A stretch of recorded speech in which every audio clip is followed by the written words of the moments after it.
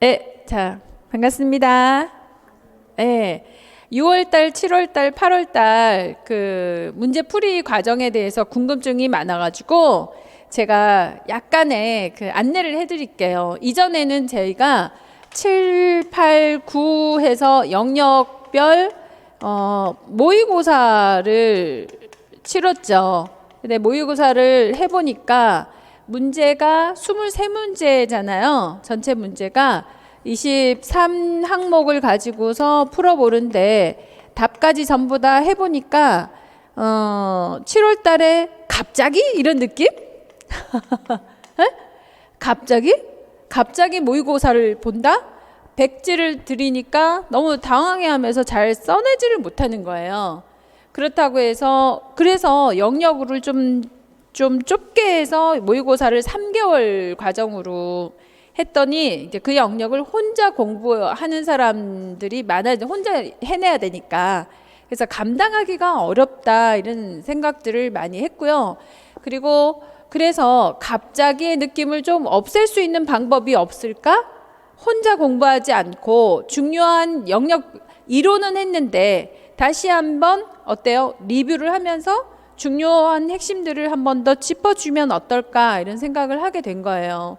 그래서 올해에 저희가 백지노트를 나눠드렸죠. 지금 백지노트가 보이지는 않겠지만 이 백지노트에 답을 지금 써놓은 것들이거든요. 그래서 여러분들이 1월부터 5월까지 백지노트를 한번 써본 것에 답을 단 거 이 내용을 한 번 더 여러분들에게 제공을 하고 이 내용을 보시면서 중요한 핵심들을 찝어가지고 지금 오늘 내분비가 들어갔으니까 여기서 쿠싱 증후군이라고 하는 거를 배우면서 진단에서 제일 중요한 거, 딱 쿠싱이다 이렇게 판단할 수 있는 몇 가지를 집어드리는 거죠. 그리고 주요 증상이다라고 하는 거에서 쿠싱 증후군의 제일 중요한 증상은 여기 그림에서처럼 이상적인 비정상적인 어떤 지방의 축적이잖아요. 그리고 이 진단에서도 제일 중요한 것이 뭐 콜레스테롤에 있어서의 어떤 변화라든가 하는 것들을 같이 연결해서 그래서 요 증상은 이것을 기억해야 된다라고 하는 여러분들이 나름으로 핵심 키워드들을 정리했겠지만 이 질환에는 이 내용이 핵심이고 또 이것이 어떤 사례로 문제화된다라고 하는 거 있잖아요. 그건 이렇게 먼저 1번 백지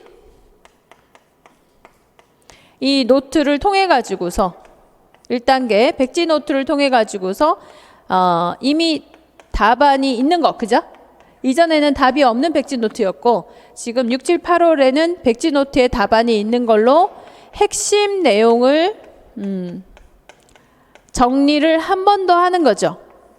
리뷰하는 느낌으로 핵심 정리하면서 키워드, 암기해야 되는 키워드, 암기 항목을 찝어드릴 거예요. 키워드 암기 항목을 찝어드릴 거예요. 요즘에 뭐가 많이 나오죠? 명칭이라고 하는 거, 명명하라 이런 내용들이 무지하게 많지 않습니까? 그래서 그런 이제 키워드들을 찝어드리고 암기하라라고 할 거예요. 올해 이론 강의에서 작년하고 굉장히 많이 제가 달라진 것이 이런 명칭, 암기하는 항목들 이런 것들 하나하나 지금 찝어드리고 있는 거거든요. 그거를 백지노트를 통해서 한 번 더 리뷰하면서 정리하는 시간을 가지실 거예요. 좋다 1번, 재수없다 2번. 그래서 한 번 더 짚어드리고 그리고 나서 2단계 이제 문제 풀이가 되는 거죠. 실제 문제화 시켜가지고 그죠? 기출이 예상되는 문제죠. 한 영역에서 이 기출이 예상되는 문제를 문제화 시켜서 이전에 영역 모의고사에서는 항목이 좀 작았잖아요. 작고 처음부터 이렇게 서술 형태로 이제 적응을 하려니까 적응이 잘 안 되는. 그래서 오히려 나와서 직강생들도 시험 보고 해설하고 이렇게 했더니 시간만 넘어가는 그냥 앉아 있다가 해설 강의나 듣고 인강생들도 마찬가지더라고요. 그냥 해설 강의부터 듣고 이게 너무 비효율적이다라는 생각을 하게 된 거죠. 그리고는 그 영역을 혼자서 공부를 해야 되니까 그 영역을 같이 백지노트를 통해 가지고 제가 한 번 더 정리 리뷰를 해드리고 키워드 암기할 거를 정리하고 그러고 나서 문제화 시키는 거죠. 문제화 시키는 것은 이렇게 이제 지금 퀴즈 형태로 나눠드리는 거 있잖아요. 이런 퀴즈 형태로 이런 형식으로 문제를 풀어볼 텐데 그 영역에서 올해 가장 예상되는 기출 문제들 있잖아요. 매년 중요한 것도 있는데 올해 유난히 더 강조되는 것들 이런 것들을 50문항에서 뭐 100문항 정도 추려가지고서 문항은 얼마나 될지는 모르겠어요. 넘어설 수도 있고 줄 수도 있지만 그 영역에서 가능한 것들을 찾아가지고 적어도 20항목보다는 많겠죠. 23항목보다는 많을 거예요. 훨씬. 그래서 이렇게 해서 답까지 정리를 해드리는 거죠. 그렇게 6월달, 7월달, 8월달을 7, 8, 9 영역 모의고사의 영역처럼 영역화 시켜가지고 문제풀이를 백지노트로 정리하고 그 다음에 문제화 시켜서 그것도 어떤 문제?